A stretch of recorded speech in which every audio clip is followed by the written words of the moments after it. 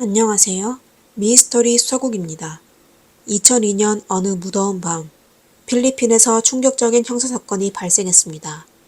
스티븐 데이비스라는 영국인이 집으로 진입한 강도에게 사격을 당하여 침대에서 숨지게 되었습니다. 그는 지역에서 잘 알려진 중산층으로 현지의 여자와 결혼해 아이를 낳고 행복한 삶을 살고 있었습니다. 그는 마음씨가 착하고 다른 사람과 다툰 적도 없었는데 왜 이런 참변을 당하게 되었을까요? 범죄는 앙헬레스 시티에서 발생했는데요. 이곳은 한때 미국 최대 규모의 해외 군사기지 중 하나였습니다. 그러다가 1991년에 화산 폭발로 미군이 철수하면서 지역 경제도 큰 타격을 입게 되었습니다. 가난한 가정이 많은 여성이 생계를 유지하기 위해 몸을 파는 일을 선택하게 되었습니다. 그러다 이곳은 필리핀 최대 규모의 활락가가 되었습니다. 많은 관광객들은 그들의 욕망을 채우기 위하여 이곳에 모이게 되었습니다. 그리고 현지 정부는 경제를 살리기 위하여 모른 척 할 수밖에 없었습니다. 많은 가난한 소녀들이 외국인과 결혼한 뒤 부유하고 행복한 삶을 살기 꿈꿔왔습니다. 이 사건의 남자 주인공인 스티븐은 앞날이 창창한 청년이라 이 부패한 도시와 아무런 관련이 없었습니다. 하지만 그의 잘못된 결정 하나로 그는 참사를 당하게 되었습니다. 스티븐은 1970년 영국 노팅엄에서 태어났습니다. 그는 가족 중 장남이며 2명의 여동생이 있습니다. 그가 14살이 되었을 때 그의 아버지는 교통사고로 세상을 떠나 어머니가 홀로 3 자녀를 키우게 되었습니다. 효자였던 스티븐은 어머니의 부담을 덜기 위해 스스로 집안일을 맡고 여동생을 돌보았습니다. 그는 또한 가족을 부양하기 위해 여가 시간에 파트타임으로 일했습니다. 친척과 친구들의 눈에 스티븐은 친절하고 철든 아이였습니다. 그는 다른 사람을 도와주는 걸 좋아하며 항상 여성을 존경하고 신사적이며 또 아주 유머러스했습니다. 게다가 IQ도 높은 모범생이었습니다. 그는 중학교 때 유럽 청소년 컴퓨터 대회에서 3위를 차지한 적도 있고 그 후 노팅엄 대학교의 IT 전공에 쉽게 입학하였습니다. 그러다 19살 때 자신이 작성한 프로그램을 판매하여 16만 달러, 하나로 약 2억 1천만 원을 벌었습니다. 그리고 스포츠를 좋아하는 그는 브리토 글라이딩 클럽에도 가입해 최연소 회원이 되었습니다. 1991년 스티븐은 대학을 졸업하고 연봉이 아주 높은 홍콩의 한 IT 회사에 입사했습니다. 이렇게 스티븐은 가족에게 작별 인사를 마치고 새로운 삶을 살기 시작했습니다. 그는 홍콩으로 이주한 후 아주 평범한 삶을 살았습니다. 매일 집 아니면 회사였죠. 최고의 신랑감이라고 해도 과언이 아니었습니다. 그리고 몇 년간 글라이딩에 푹 빠진 스티븐은 앤젤레스 시티에 위치한 또 다른 글라이딩 클럽에 가입했습니다. 그 결과 그는 필리핀으로 정기적으로 여행을 떠나게 되었으며 종종 콜걸들에게 둘러싸이게도 되었습니다. 여자들은 스티븐이 키가 크고 금발머리에 파란 눈을 가지고 있으며 수줍음을 많이 타지만 유머러스하고 여성을 존경하여 그를 아주 좋아했습니다. 어릴 때부터 엄마와 함께 자라게 된 스티븐은 IQ가 높지만 사실 여자에 대해서는 아무것도 몰랐습니다. 나쁜 마음을 품은 사람이 그를 접해도 착한 스티븐은 전혀 느끼지 못했습니다. 이것 또한 미래 비극의 씨앗이 되었습니다. 다람 사마르는 필리핀 동부의 극히 가난한 작은 어촌 마을입니다. 이곳은 스티븐이 자란 곳과 완전히 다른 세상입니다. 그 마을은 수돗물이 없고 괜찮은 병원도 없는 매우 원시적인 마을입니다. 바로 이곳에 이블린이라는 어린 소녀는 가난에 지쳐 가족의 반대를 무릅쓰고 앙헬레스 시티로가 술집에서 일하기로 했습니다. 그리고 가능한 모든 일을 다해 미국 사람과 결혼하여 품위 있는 삶을 살기로 결심하였습니다. 앙헬레스의 밤 문화에는 온갖 욕망이 가득했습니다. 수많은 가난한 소녀들은 몸을 팔고 그 돈을 고향으로 붙였는데요. 그녀들은 자신뿐만 아니라 가족 전체를 부양해야 했습니다. 더욱더 나은 수입을 얻기 위해 그녀들은 종종 나이를 속이곤 했습니다. 그리고 그들은 보통 춤을 하룻밤 추면 1파운드, 하나로 약 1,700원밖에 벌 수 없었지만 몸을 팔면 하루에 5파운드, 하나로 약 8,300원을 벌 수 있었습니다. 그 누구와도 관계를 맺은 적이 없는 소녀들을 체리걸이라고 부르는데 더욱 좋은 가격으로 팔 수 있습니다. 하지만 대부분의 보수는 술집 주인이 가져가게 됩니다. 이블린은 자신의 직업에 수치심을 느끼게 되어 밀수품을 사용하여 자신을 마비시켰습니다. 술집 여자의 유일한 미래는 돈 많은 외국 사람을 찾아 구원받는 것인데요. 그리고 이블린은 확실히 운이 좋았습니다. 1997년의 어느 날 밤, 스티븐은 몇몇 친구들과 함께 엔젤레스 시티로 갔습니다. 특별 서비스 구역에서 그는 열정적이고 유쾌한 에블린을 만나게 되었습니다.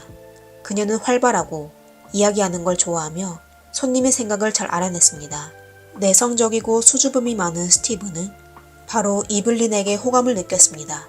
스티븐은 이블린에게 일어난 일을 듣고 바로 술집 주인에게 찾아가 500파운드, 하나로 약 83만원의 몸값을 지불하여 이블린의 술집에서 데려나왔습니다. 그 후 그는 이블린을 홍콩으로 데려가 행복한 동거 생활을 시작했습니다. 사랑에 빠진 스티븐은 주변 사람들에게 본인의 행복을 알렸습니다. 그는 전화로 자신보다 훨씬 어린 필리핀 소녀와 사랑에 빠졌다고 어머니에게 신나게 얘기하며 또 백마탄 왕자처럼 소녀를 구했다고 했습니다. 스티븐의 어머니인 마가렛은 소녀의 가족 배경과 직업에 대해 알게 되자 매우 걱정하게 됐고 또 아들에게 실망하게 되었습니다. 얼마 지나지 않아 그녀는 스티븐의 계부와 같이 홍콩으로 가 미래의 며느리를 만났습니다. 두 노인은 아들의 성격에 대해 잘 알고 있어 아들이 속을까봐 걱정이 많이 되었습니다. 하지만 이블린은 의외로 그들이 생각했던 것처럼 무례하거나 교양이 없지 않았습니다. 오히려 그녀는 매우 조용하고 예의 바르게 행동했습니다. 평상시에 그녀는 집안일을 서둘러 하고 스티븐의 가족을 매우 편안하게 섬겼습니다. 하지만 세심한 마가렛은 여전히 이상한 점을 발견하게 되었습니다. 한 번은 아들이 이블린의 어깨에 손을 얹었는데 이블린이 매우 혐오하는 모습을 보게 되었습니다. 그녀는 여자의 직관으로 이블린이 사실 스티븐을 사랑하지 않는다는 걸 느끼게 되었습니다. 그녀는 아들에게 이블린과 헤어지라고 몰래 조언해 주었습니다. 하지만 스티븐은 이미 완전히 사랑에 빠져 어머니에게 나는 그녀를 사랑해요. 그녀는 내 인생의 전체이고 저는 그녀와 결혼할 것이에요. 라고 단호하게 말했습니다. 1997년 3월 20일 27세의 스티븐은 이블린과 결혼식을 올렸습니다. 그는 아내에게 흰색 드레스를 맞춤 제작해 주었습니다. 하지만 그들의 결혼식은 순조롭지만은 않았습니다. 신부 이블린이 학교에 다닌 적이 없어 결혼 서약을 읽을 줄 몰라 결혼식은 한동안 중단되었습니다. 이에 스티븐은 아내에 대해 더욱 안타까워했으며 그녀를 더욱 아끼며 사랑하게 되었습니다. 결혼 후 스티븐은 아내에게 더욱 충실하게 되었습니다. 그는 아내가 집을 그리워할까봐 직장을 사직하고 홍콩에서 앙헬레스 시티로 이사하였습니다. 그는 그 지역에서 집값이 가장 비싼 부유한 지역의 고급 빌라를 임대하여 하인을 고용해 아내와 아이들을 돌보게 하였습니다. 스티븐은 장인과 장모에게도 매우 관대하게 대했습니다. 그는 돈을 들여 아내의 고향에 유일한 2층 집을 짓고 또 여러 가구도 구매하였습니다. 마을의 다른 초라한 초가집과 비교하면 그야말로 최고급 저택이라고 할 수 있었죠. 그는 또 아내를 기쁘게 하기 위해 정기적으로 장인과 장모를 도시로 초대하여 그들의 차비와 숙박비를 전부 부담하였습니다. 하지만 그들은 그의 집을 방문할 때마다 가전제품을 집으로 가져갔습니다. 마가렛은 이에 대해 매우 불만스러워했지만 이블린은 남편에게 상관없어요. 부모님이 가져가면 우리는 나중에 또 사면 되잖아요. 라고 애교를 떨며 말했습니다. 스티븐도 아내가 행복하기만 하다면 몇 개의 가전제품을 가져가도 아무 문제가 없다고 생각했습니다. 그리고 그는 아내에게 매달 1000파운드, 하나로 약 167만원의 용돈을 주며 아내가 마음대로 쓸 수 있도록 하였습니다. 1년 후 그들의 큰딸 제시카가 태어났고 이듬해엔 둘째 아들 조슈아가 태어났습니다. 스티븐은 아버지가 되는 기쁨에 푹 빠져 있었으며 온 가족은 아주 행복했습니다. 그때 그는 동료 마이크와 함께 새로운 프로젝트에 대해 연구 개발을 시작했습니다. 그 프로젝트가 성공한다면 스티븐은 거액의 보상을 받게 됩니다. 그러나 모든 게 점점 더 좋아지고 있을 때 그의 행복은 갑자기 끝나게 되었습니다. 2002년 7월 18일 자정에 3명의 갱스터가 IT 직원의 아파트에 침입했습니다. 그들 중 한 명이 마이크의 머리에 사격도구를 겨누고 그가 스티브인지 물었습니다. 마이크가 부인하자 몇몇 사람들은 스티븐의 방으로 몰려 들어갔습니다. 마이크는 스티븐의 고함을 듣고 바로 이어 팡! 팡! 팡! 팡! 4번의 팡 소리를 듣게 되었습니다. 그리고 범인들은 계단을 내려가 어둠 속으로 사라졌습니다. 마이크가 스티븐을 봤을 때 그는 이미 붉은 액체에 잠겨 숨졌습니다. 그는 바로 이웃에게 경찰을 불러달라고 부탁하고 그는 스티븐의 어머니인 마가렛에게 전화하여 상황을 알렸습니다. 마가렛은 자신의 아들이 숨졌다는 소식을 듣게 되자 충격에 빠져 오랫동안 아무 말도 할 수 없었습니다. 그녀는 바로 남편과 함께 앙헬레스 시티로 갔으며 두 노인은 숨진 아들을 바라보며 큰 슬픔에 빠지게 되었습니다. 도대체 누가 스티븐을 숨지게 했을까요? 필리핀 경찰은 신고를 받은 후 바로 수사를 진행하였습니다. 스티븐이 세상을 떠나기 전에 새로운 프로젝트를 진행하는 걸 고려하여 처음 경찰은 그가 경쟁사의 보복으로 숨진 것으로 추측했지만 그의 동료들은 스티븐이 항상 사람들에게 친절하게 대하고 다른 사람들과 충돌도 없었으며 또 그가 개발하는 기술은 전부 독점적이어서 경쟁자가 전혀 없다고 하였습니다. 그리고 비즈니스 파트너들에게 스티븐이 세상을 떠나게 되면 그들에게도 큰 손실이라고 하며 회사 내부자의 공격을 받을 가능성도 배제하였습니다. 범죄 현장에서 금품 도난도 없었고 범인이 스티븐을 찾아 범행을 저지른 뒤 바로 떠난 걸 보아 감정의 얽힘이 아닐까 의심하게 되었습니다. 하지만 스티븐은 외도 가능성도 없으며 주변에 원한 관계도 없었습니다. 또 이블린은 아이들과 모두 남편의 부양을 받고 그를 의존하여 생활해야 되어 남편에게 해를 끼칠 이유가 전혀 없었습니다.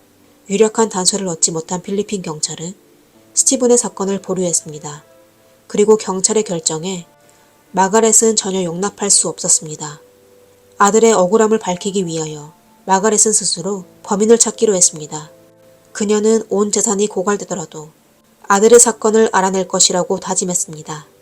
마가렛은 우선 아들의 동료인 마이크를 먼저 만났습니다. 그는 사건을 겪었으며 아들에 대해서도 잘 알고 있기 때문입니다. 뜻밖에도 마이크는 범인이 이블린이고 그녀가 형제 같은 스티븐을 해쳤다고 단호하게 말했습니다. 마가렛은 그의 말에 깜짝 놀랐습니다. 며느리의 인품은 그렇다 치고 모두 알다시피 그녀의 부모와 자녀, 심지어 기타 친척을 포함한 온 가족이 모두 스티븐에게 의지하고 살고 있습니다. 그녀는 왜 본인의 돈줄이라고 부를 수 있는 스티븐을 숨지게 했을까요? 하지만 그로부터 마가렛은 며느리를 유심히 지켜보기 시작했습니다. 스티븐의 장례식은 예정대로 열렸습니다. 마가렛은 가까운 곳에 서 있는 이블린이 아주 여유로운 표정으로 주변 사람들과 수다를 떨고 웃고 있는 모습을 보게 되었습니다. 그녀는 슬프기는커녕 오히려 스트레스를 해소한 모습을 보였습니다. 마가렛은 마이크의 말이 그냥 무심코한 게 아니라는 걸 알게 되었습니다. 진실을 조사하기 위하여 두 노인은 앙헬레스 시티에 머물기로 정하였습니다. 마가렛은 며느리의 모든 채팅 기록과 통화 내용을 수집하기 시작했으며 많은 돈으로 사립탐정을 고용했습니다. 탐정은 이 슬프고 완강한 어머니를 매우 동정했습니다. 그는 주저없이 사건을 접수한 뒤 이블린에 대해 24시간 추적 감시하기 시작했습니다. 한동안의 조사 끝에 탐정은 특정 사람이 이블린의 저택을 자주 드나드는 사실을 알게 되었습니다. 그중 아널드라는 남자는 이블린과 불륜 관계가 있고 다른 한 명은 그 남자의 친구였습니다. 탐정의 조사와 마이크의 도움으로 진실은 점차 드러나기 시작했습니다. 알고 보니 두 사람이 결혼한 후 몇 달 안에 이블린은 자신의 진정한 본성을 드러내기 시작했습니다. 그녀는 하룻밤에 1파운드밖에 벌지 못하는 술집 여자에서 현지에서 꽤 유명한 부유한 부인으로 변신하였습니다. 모든 게 너무 쉽게 얻어지게 되어 그녀는 자신의 초심을 완전히 잊게 되었습니다. 이블린은 미친 듯이 돈을 쓰고 또 극도로 게을러졌습니다. 하루 종일 침대에 누워 있거나 놀러 나가게 되면 누구도 그녀를 찾을 수 없었습니다. 그리고 집안일과 아이들은 모두 하인에게 맡기고 밤이 돼도 집으로 돌아오지 않는 건 흔한 일이 되었습니다. 스티븐은 이에 대해 전혀 신경 쓰지 않은 것 같았습니다. 그는 종종 어머니에게 이블린은 나의 공주예요. 그녀는 아무것도 할 필요가 없어요. 라고 말했습니다. 그리고 그의 무원칙하고 끝없는 방종은 이블린을 더욱 방탕하게 만들었습니다. 주변 모든 사람들은 이블린이 돈 때문에 스티븐과 결혼한 것이지 사실 그를 전혀 사랑하지 않는 걸 알고 있었습니다. 그리고 그녀는 오래전부터 바람 피우기 시작하였습니다.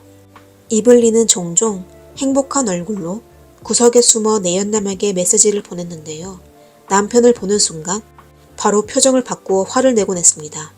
스티븐을 보면 볼수록 마음에 들지 않았습니다. 남편이 무슨 말을 하든 또 무엇을 하든 전부 눈의 가시였습니다.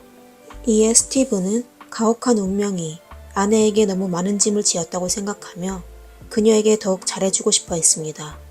아내가 어느 정도 인생을 즐기고 나면 언젠가는 가정생활에 충실할 것이라고 믿었습니다.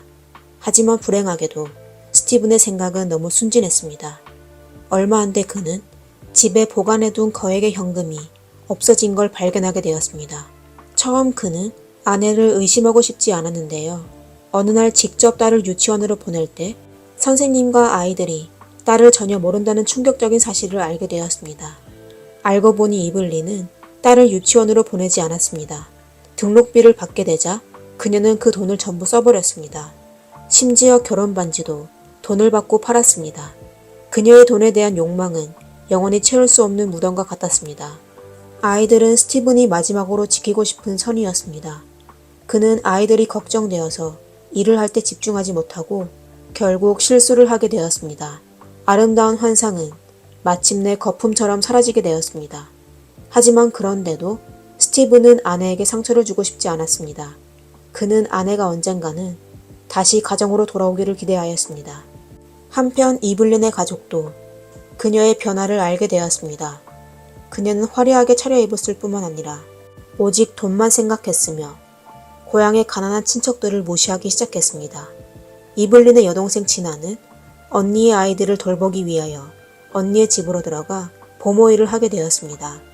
그러다 진아는 언니 이블린에게 애인이 있다는 사실을 알게 되자 바로 언니에게 따졌습니다. 이에 이블린은 대놓고 자신이 한 경비원과 사랑에 빠졌다고 이야기하였습니다. 그리고 그녀는 스티븐이 준 용돈과 훔친 돈을 전부 내연남에게 썼다고 하며 만약 남편이 이 사실을 알게 되면 그녀의 결혼 생활은 아마 끝나게 될 것이라고 협박하였습니다. 사실 스티븐도 아내에 대한 소문을 듣게 되었고 또 아내의 행동에 대해 뭔가 이상하다고 느꼈습니다. 하지만 그는 어렵게 이룬 행복한 가정을 포기하고 싶지 않아 잠시 아내와 시간을 가진 후 결정하기로 하였습니다. 그는 이블린에게 출장을 간다고 하며 사실 친구 마이크의 집으로 갔습니다. 이블린은 오랫동안 부부 생활을 거부하여 스티븐은 특별 서비스를 부르기 시작했습니다. 두 사람의 결혼 생활은 이미 끝나기 직전이었지만 스티븐은 여전히 그녀에게 기회를 주고 싶어 하였습니다. 스티븐은 이블린에게 마지막으로 훔친 돈을 돌려주고 취업하거나 학교에 가라고 경고하며 이블린의 용돈도 막았지만 이블린은 아무런 변함이 없었습니다. 결국 버티다 못한 스티븐은 이혼 소송을 제기하였습니다. 이블린에게 이혼은 가난한 시절로 돌아가 술집에서 몸을 팔며 생계 유지하는 것을 의미하였습니다. 분명 그녀가 원하는 결과는 아니었죠. 이에 그녀는 무서운 계획을 세우기 시작하였습니다. 사실 마이크는 스티븐에게 조심하라고 여러 번 얘기한 적이 있었습니다. 이블린의 용돈을 막는다는 건 이블린의 연인을 포함한 오랫동안 그에게 재정적 지원을 의존해온 사람들이 보복할 수 있다는 뜻입니다. 하지만 스티븐은 그 사람들이 본인을 해치도록 그렇게 어리석지는 않을 거라고 하였습니다. 그러나 그는 분명히 인간의 본성을 과소평가한 것입니다. 더욱 소름 돋는 건 스티븐의 부모가 아들과 마지막으로 휴가를 보내고 아들과 작별 인사를 할 때 이블린은 특이하게도 모두 함께 포옹하자고 제안하였습니다. 그녀는 또한 부모님에게 스티븐과 작별 인사를 하라고 하며 모든 사람을 바라보며 이상한 미소를 지었습니다. 그리고 나서 그녀는 애인과 다른 두 친구에게 전화하여 이혼하기 전에 스티븐을 해치려고 계획하였습니다. 스티븐이 세상을 떠나야만 그의 재산을 합법적으로 상속받을 수 있기 때문이었습니다. 탐정은 확보된 단서로 사건을 추측해냈습니다. 마가렛은 형사가 몰래 찍은 경비원 아놀드의 사진을 마이크에게 보여주었습니다. 마이크는 한눈에 그를 알아보았는데요. 그는 그 눈을 영원히 잊을 수 없었던 것입니다. 경찰은 바로 아놀드와 그의 친구 알렉산더를 체포하였습니다. 이때 사건이 발생한 지 2달이 지났습니다. 탐정은 마가렛에게 이곳이 더 이상 안전하지 않다고 하며 용의자의 친구들이 그녀의 목숨을 거둘 가능성이 높다고 두 노인에게 잠시 영국으로 돌아가라고 제안하였습니다. 이렇게 하여 마가렛 부부는 아들의 유골과 어린 손녀 제시카를 데리고 당분간 필리핀을 떠났습니다. 이블린이 어린 아들이 어디에 있는지 밝히지 않아 그들은 손자 조슈아를 데려갈 수 없었습니다. 이것 또한 마가렛의 가장 큰 걱정이 되었습니다. 집으로 돌아온 그녀는 손주의 안전이 걱정되었습니다. 이블린에게 아이를 맡긴다면 어떤 일이 일어날지 몰랐습니다. 마가렛은 집으로 돌아온 후에도 개인 탐정과 연락을 주고받았습니다. 그녀는 계속해서 탐정을 고용하여 이블린의 고향으로 가 단서를 찾게 되었습니다. 스티븐이 참사를 당하고 이블린은 걱정 없는 호화로운 삶을 살고 있었습니다. 그녀는 남편이 갑부라고 세상에 자랑하며 남편이 세상을 떠나고 그의 돈을 상속받았다고 떠들고 다녔습니다. 그녀의 뻔뻔한 행동은 그녀의 가족들조차 참을 수 없었습니다. 이블린의 이모는 마가렛에게 유력한 단서를 제공하였습니다. 이블린의 처남인 로비는 이 사건에 참여한 용의자 중 한 명이었는데요. 그는 사건 발생 이후 경찰 조사를 회피하였습니다. 그리곤 잠적을 감추었습니다. 정의로운 이모는 결국 친척들을 설득하여 로빈을 경찰에 넘겼습니다. 로빈은 사건 과정을 진술하며 자신의 범죄를 완전히 인정했습니다. 로빈의 자백에 따르면 사건 당일 밤 11시쯤 그는 이블린으로부터 전화를 받게 되었습니다. 결국 시내 중심가에 있는 스티븐과 마이크가 거주하고 있는 직원 숙소로 달려갔습니다. 이블린은 그들에게 건물 열쇠를 건네준 후 아래층에서 지켜보며 아놀드, 알렉산더, 로빈은 스티븐을 찾으러 위층으로 올라갔습니다. 아놀드는 우선 스티븐을 향해 2번 쏘았고 그리고 나서 그는 또 2발을 더 발사하여 스티븐의 삶을 잔인하게 끝냈습니다. 경찰은 나중에 이블린도 체포하여 4명의 범죄자를 계획상의 혐의로 기소하였습니다. 마가렛도 마침내 손자 조슈아를 만나게 되어 감정을 참지 못하여 눈물을 쏟게 되었습니다. 2004년 11월 필리핀 대법원은 이 사건에 대한 심리를 진행하였습니다. 이때 이블린은 여전히 편안하고 차분해 보였으며 심지어 변호인과 농담하며 대화를 나누고 있었습니다.